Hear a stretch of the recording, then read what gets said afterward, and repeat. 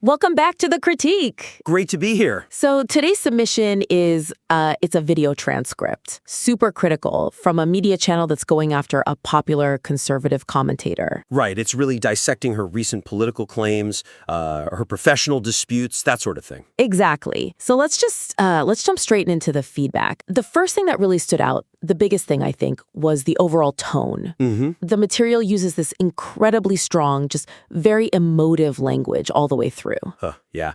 I mean, calling the subject retarded, psychotic. Cult leader, and her followers are sheep or idiots. And that's where we have to start. Because while that passion comes through, the relentless use of highly charged personal insults and inflammatory language risks alienating potential listeners who might otherwise agree with the core political critique of the subject's claims. You think it pushes people away? I do. The primary weakness here is that it leans so heavily on ad hominem attacks. Like when it says, you cannot make up this level of stupidity. Exactly. Instead of actually showing the logical failure, it overshadows the analysis. So you spend more time saying the person is bad than showing the idea is bad. Precisely. And that undermines your intellectual credibility for anyone who's not already on your side. Okay, but I have to push back a little. Some of these claims are genuinely wild. I'm thinking of the part where she says the Iranian protests are a Netanyahu plot for a land grab. Right.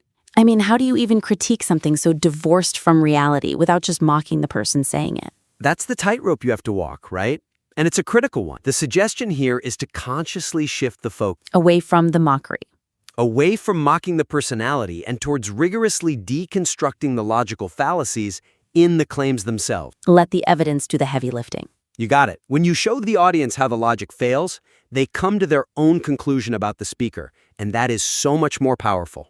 Okay, so give me a concrete example of how that would work. Let's stick with that Iran protest claim, the Netanyahu land grab. Okay.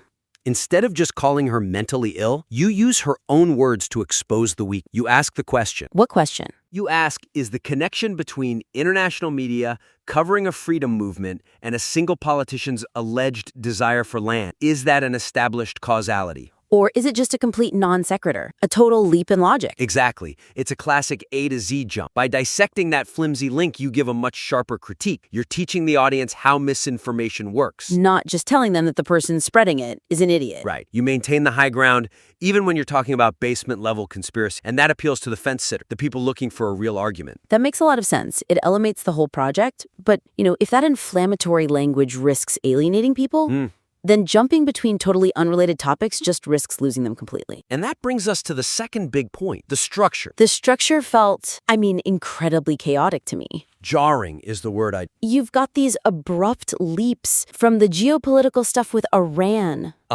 straight into her reaction to a satirical video from the Daily Wire. The Egyptian air thing? Yeah. And then immediately after that, we get a detailed product plug for Cowboy Colostrum and gut health. It's whiplash, and that leads to the next topic sent. The submitted material suffers from significant structural fracturing, abruptly leaping between serious political analysis, personal feuds, product endorsement, and humorous impression, which ultimately dilutes the central message. Right, because it treats everything is equally important. That's the weakness. Yeah, critical political commentary gets the same weight as personal gossip about, Erica Kirk or a commercial. It feels more like a stream of consciousness than a focused argument. A chaotic vlog. Yeah. And if your goal is to show a consistent pattern of bad faith, that lack of focus just kills your momentum. So the critique needs to feel like a thesis, not just a random list of complaints. Absolutely. So the suggestion is to build a clear hierarchy of relevance. Group the related topics together. Strategically, all the professional feuds and personal disputes. So the Daily Wire satire, her claim that she's under direct threat due to symbolism,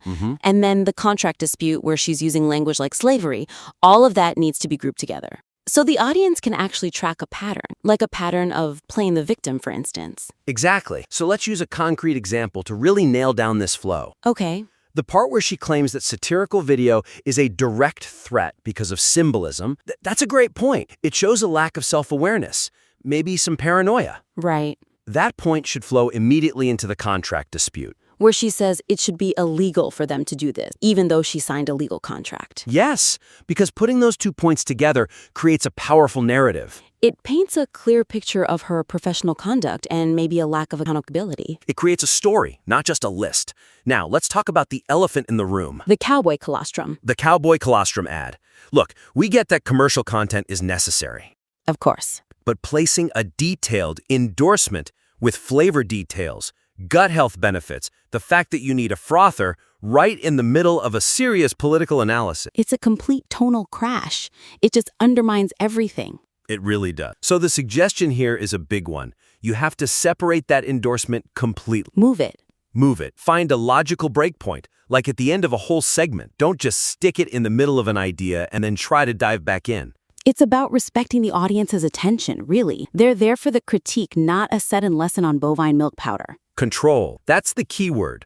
Once you control the tone and the structure, then you can focus on the final piece. Which is? Maximizing the so what, making sure the audience understands why any of this actually mattered. And to be fair, the material is already really good at showing how absurd the claims are. Oh, definitely. The bit with the impersonators segment, the one with the brain scans that confirm Andrew Colvett is a traitor based on a dream, that's hilarious and effective. It is. And they do note that she has huge influence and millions of followers. But, and this is the key, the material misses opportunities to fully articulate the broader real-world significance and consequence of critiquing highly influential misinformation, particularly concerning global crises. it stops short. It stops short. The weakness is that it's great at highlighting the absurdity, but it rarely explains the tangible harm. So it's observational, not consequential. Exactly. You point out the fire, but you don't really explain why the house matters or who's getting burned inside. Okay, so we need to go from this is stupid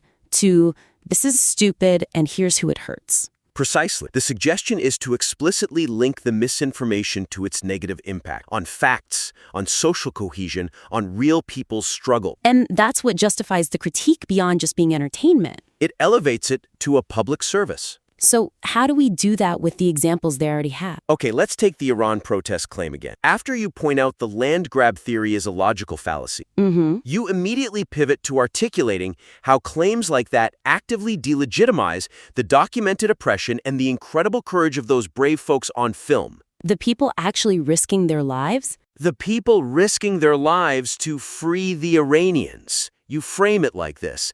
This isn't just a dumb theory. It's a direct attempt to undermine a human rights movement by inventing a fake narrative. That lands with so much more weight. What about the weirder stuff, though? The MK Ultra, the brain scan segment. That might be the most important place to nail the so what. How so?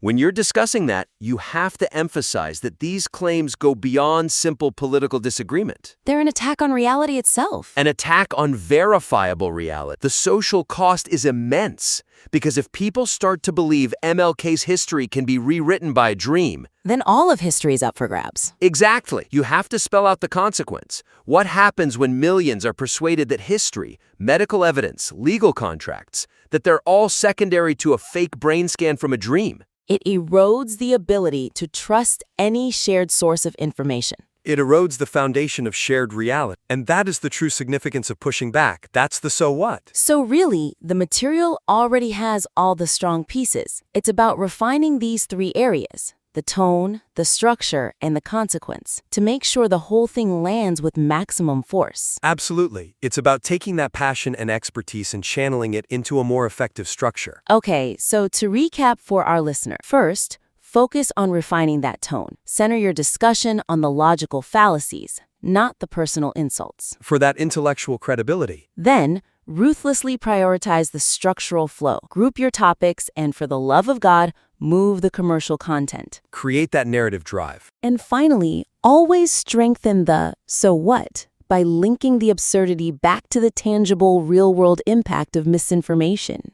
The arguments are this important. The presentation needs to be flawless. We really encourage you to apply these suggestions. Focus on sharpening that structure, refining the tone, and deepening your analysis. Yeah. And please submit your revised material back to the critique team. We'd really look forward to seeing the next version of your powerful work.